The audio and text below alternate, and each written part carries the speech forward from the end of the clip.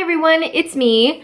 This week I wanted to talk to you guys about some English words that are pronounced very differently in North America. I'm going to assume these words are English and not British. I'm just going to say English because I don't know if these are pronounced the same way in other parts of the UK. Please don't get mad. Now obviously every English word I say sounds funny because I don't have the English accent, but I'm talking about words that are specifically pronounced differently in Canada versus England. However, I do get comments from English people saying that the English word or the English pronunciation of everything is the right way and everybody else is wrong because England created the language and we've all messed it up. Wonderful. I don't agree with it personally. I think if you're in England, you say it the English pronunciation because that's the right way in England. And if you're in Canada, you say the Canadian pronunciation because that's the right way in Canada. It's just about being respectful for the country that you're in. Because everybody does things differently, things evolve and things change, and it's just being respectful to where you are. Also, I really hope that I do the English pronunciation correctly. I mean, I'm trying my best. Please go easy on me. I guess I'll say the English way first and then the Canadian way, if that makes sense. So without further ado, let's go. So first off is vitamin. So I need to take my vitamin. Vitamin. So in England, you would say vitamin. In Canada, you would say vitamin. I need to take my vitamin. I need to take my vitamin. Also, side note, my neighbor just decided to vacuum. Awesome. So if you hear some ambient vacuuming noises, I'm sorry. This is what life is like living in a semi-detached. I don't know why this one was so funny. It just took me by surprise. I don't know what the conversation was, but all of a sudden my boyfriend said urinal. I was like, urinal? What are you trying to say? What does that mean? He's like, you know, urinal in the toilets. I was like, oh, urinal. I don't know why that one, it just took me by surprise. I didn't realize. Unless it's just him, English people will say urinal, but Canadians will say urinal. And I just think that's just funny.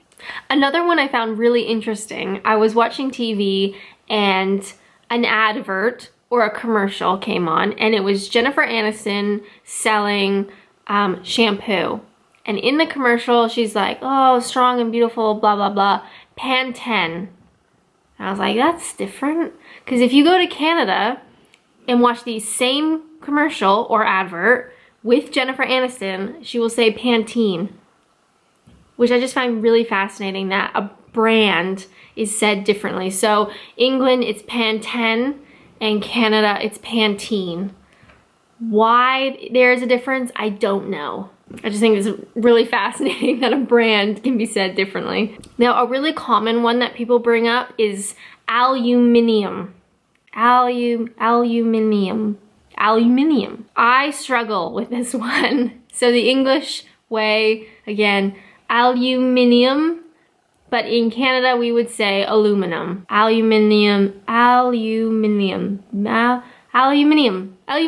Another different pronunciation you might see. In England, people will call them garages. We have a garage. Hope I'm saying that right. It doesn't feel quite normal yet. So garage in England and garage in Canada. A lot of these Canadian versions are actually the same in America. We have a quite similar language between Canada and the US, so you can pretty much assume that the Canadian version is also the American version as well. So garage and garage. I'm not saying everybody in England pronounces these words this particular way. It just kind of seems like that's what I'm hearing, and so that's what I'm like observing from other people. And I don't know why those particular words changed by the time they made it over to Canada and the US.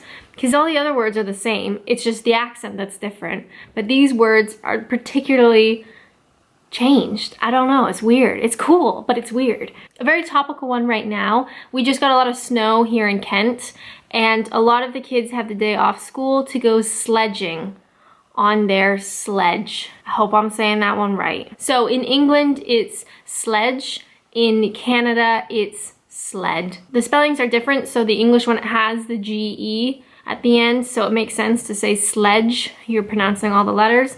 But in Canada and the US, it's just sled, S-L-E-D, sled, sledging, sledding. So right now the kids are going sledging, but I bet if you watched an American Christmas movie, you know, when the kids go sledding, you'll hear sledding instead. Another one that I had trouble with is sheer or shire. So I love Lord of the Rings. Love Lord of the Rings. And the hobbits are from the Shire. S-H-I-R-E, Shire. And that's how they say it in the movie. So when I see that word, I think Shire. But over here in England, places like Yorkshire.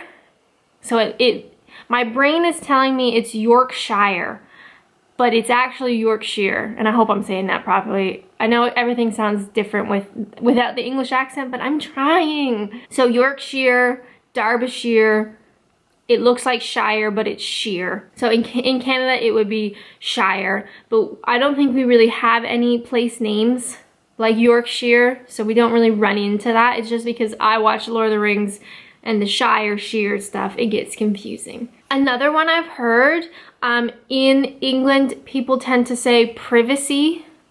So like respect my privacy, but in Canada, I would say privacy. In my Speak Like a Canadian video where I talked about Canadian slang, a lot of people were saying that I said about and out funny, and this is very true. I think that's probably one of the easiest ways to tell a Canadian accent versus an American accent. Obviously there's different variances between, they're both really big countries, not everybody sounds the same, but I think the out and about is one of the biggest like identifiers. A lot of people go by the stereotype that Canadians say Aboot, which I don't think is right. I don't think I say Aboot, but then maybe I can't hear it in myself. To me, when I say that word, it sounds like about, like more of an A sound. So out and about, not oot and a boot. That sounds like French almost. Maybe French Canadians say it that way. But yeah, for me, out and about,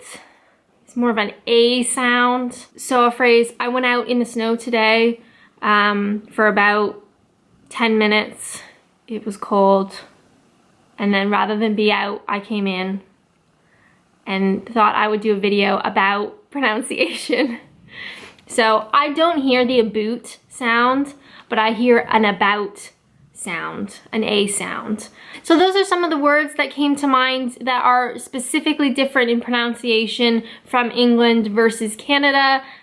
Who knows why? Language is cool. Hopefully you guys can learn something from this video, and if you know of another word that is said differently in England versus Canada, not just an accent but a specific different pronunciation, please leave a comment below. I'm always interested in learning stuff.